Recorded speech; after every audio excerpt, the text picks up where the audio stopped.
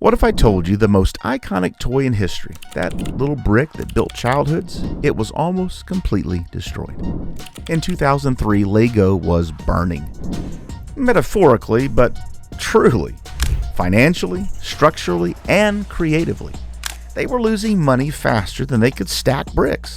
$800 million in debt. Their sales were dropping 30% every single year, and they were just weeks away from bankruptcy. But then they made one decision, and it changed everything. This is the real story of how Lego went from collapse to a $13 billion global empire. But let's go back to where it all nearly fell apart. In 2003, Lego was dying. Their CEO at the time issued a chilling statement. He said, "We are on a burning platform, losing money with a real risk of default, which could lead to a breakup of the company." So, how did it get this bad? Well, let's rewind. Lego had lost its focus completely. They were making jewelry for girls and launching clothing lines. They were building theme parks that lost $30 million in their first year. The number of unique Lego parts had doubled from 6,000 to 12,000, and they were losing money on nearly a third of their product line. It wasn't just bad business, it was identity collapse. Lego forgot what made it great. It was imagination, simplicity, and storytelling. And now it was about to pay the ultimate price. Then came Jorgen Vig Knudstorp. Just 35 years old, he was a former McKinsey consultant and the first non-family CEO in Lego's 72-year history. Lego was desperate, and Jorgen was different.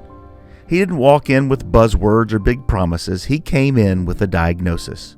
Lego didn't have a money problem. Lego had a focus problem. His big insight? Lego isn't just a toy company, he said. Lego is a storytelling company. And it was time to stop being everything for everyone and start being Legos again. Knudstorp launched a new strategy. 4 words: back to the brick. But this wasn't just a slogan. It was a full-on revolution inside the company. They started with 2 steps. Step 1, kill complexity. The number of unique parts got slashed from 12,000 back down to 6,000. Step 2, ditch distractions. Lego shut down underperforming ventures, sold off the theme parks, and refocused entirely on the core experience of building. But here's where the genius kicked in.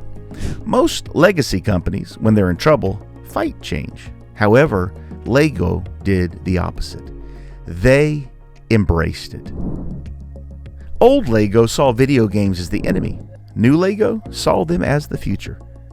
And instead of running from digital, Lego ran toward it. Their first big move? A partnership with a small studio called TT Games. The result? Lego Star Wars, the video game. And it was a hit. It wasn't just a game. It was a new way to play with Lego, digitally. And it unlocked something even bigger. The power of partnerships.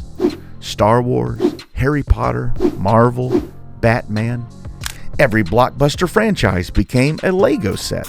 Then a Lego video game, and then a Lego app. And just like that, Lego wasn't just plastic bricks anymore. It was a multiverse. One idea, endless worlds. Now, the turnaround wasn't overnight, but it was dramatic. By 2010, Lego was no longer just stable, it was booming. By 2017, it had become the largest toy company on Earth. And by 2021, Lego was pulling in $7.5 billion in revenue. And it didn't just stop there. During the first half of 2024, profit was up 16%, 300 new sets were launched, 41 brand new Lego stores had been opened across the globe, and revenue hit $3.5 billion in just 6 months. All because they focused on one thing, what Lego was meant to be. Well, let's be real. Lego isn't just a toy. It's emotion. It's the click of 2 bricks snapping together. It's the endless possibilities of an empty table and a full imagination. And that's what Knudstorp understood. Every Lego set was more than a product. It was an invitation to create. And that was Lego's secret weapon. Not tech, not plastic, just pure possibility. In a world of screens and shortcuts, Lego said, build something real. And people, millions of them, said, let's do it. Today, Lego is more than a comeback story. It's a creative empire. Theme sets and video games, animated movies and retail stores, streaming series, educational kits, and collaborations with everyone from NASA to Adidas. But here's the twist. They never stopped being Lego. They just found new ways to tell the same story. From your childhood floor to your gaming console, from the box under your bed to the screen in your pocket, Lego kept showing up. And now, they're not just surviving, they're thriving, with more fans than ever before. But this isn't just a story about toys, it's a story about identity.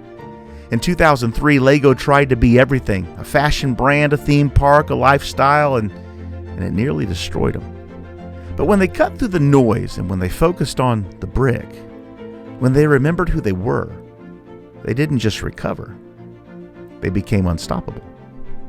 So what's the lesson?